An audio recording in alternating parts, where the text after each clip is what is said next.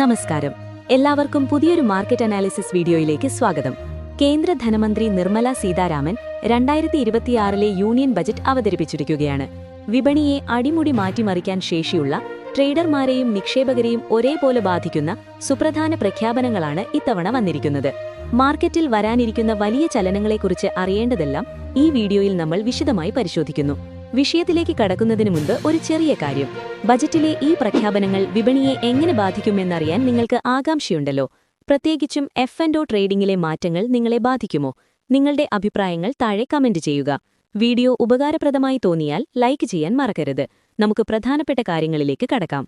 ഏറ്റവും പ്രധാനപ്പെട്ടതും ട്രേഡർമാരെ ഞെട്ടിച്ചതുമായ വാർത്ത ആദ്യം തന്നെ നോക്കാം. ഫ്യൂച്ചേഴ്സ് ആൻഡ് ഓപ്ഷൻസ് ട്രേഡിംഗിന്മേലുള്ള സെക്യൂരിറ്റീസ് ട്രാൻസാക്ഷൻ ടാക്സ് അഥവാ STT കുത്തനെ വർദ്ധിപ്പിച്ചിരിക്കുകയാണ്. 150% വരെയാണ് STTയിൽ വർധനവ് വരുത്തിയിരിക്കുന്നത്. വിപണിയിലെ അമിതമായ സ്പെക്കുലേഷൻ കുറയ്ക്കുക എന്ന ലക്ഷ്യത്തോടെയാണ് സർക്കാർ ഈ നീക്കം നടത്തിയിരിക്കുന്നത്. ഇത് ഇൻട്രാഡേ ട്രേഡർമാരുടെയും സ്കാൽപ്പർമാരുടെയും ലാഭവിഹിതത്തെ കാര്യമായി ബാധിക്കാൻ സാധ്യതയുണ്ട്. ഈ വാർത്തയോട് വിപണി എങ്ങനെ പ്രതികരിക്കും എന്നത് വളരെ നിർണായകമാണ്. രണ്ടാമതായി, നിക്ഷേപകർ അറിഞ്ഞിരിക്കേണ്ട മറ്റൊരു വലിയ മാറ്റം ഓഹരി ബൈബാക്കുകളുമായി ബന്ധപ്പെട്ടതാണ്. കമ്പനികൾ ഓഹരികൾ തിരികെ വാങ്ങുമ്പോൾ ഉള്ള നികുതി ഘടനയിൽ മാറ്റം വരുത്തിക്കൊണ്ട് ഇനി മുതൽ ബൈബാക്കുകൾ ക്യാപിറ്റൽ ഗെയിൻസ് ആയിട്ടായിരിക്കും നികുതി ചുമത്തുക എന്ന് ധനമന്ത്രി പ്രഖ്യാപിച്ചിട്ടുണ്ട്. നേരത്തെ കമ്പനികളായിരുന്നു ബൈബാക്ക് ടാക്സ് അടച്ചിരുന്നത്. IT കമ്പനികൾ ഉൾപ്പെടെയുള്ള വമ്പൻ കമ്പനികളുടെ ഓഹരികളെ ഇത് സ്വാധീനിക്കാൻ സാധ്യതയുണ്ട്.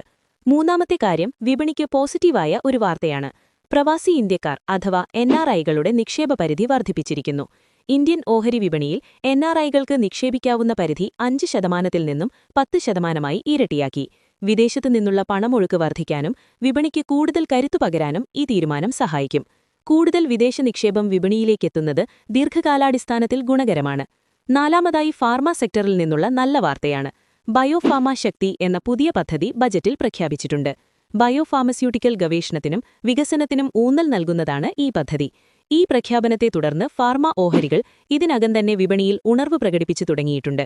ആരോഗ്യമേഖലയിലെ ഗവേഷണങ്ങൾക്ക് സർക്കാർ നൽകുന്ന ഈ പിന്തുണ ഫാർമ കമ്പനികൾക്ക് വരും നാളുകളിൽ വലിയ നേട്ടമുണ്ടാക്കാൻ സഹായിക്കും.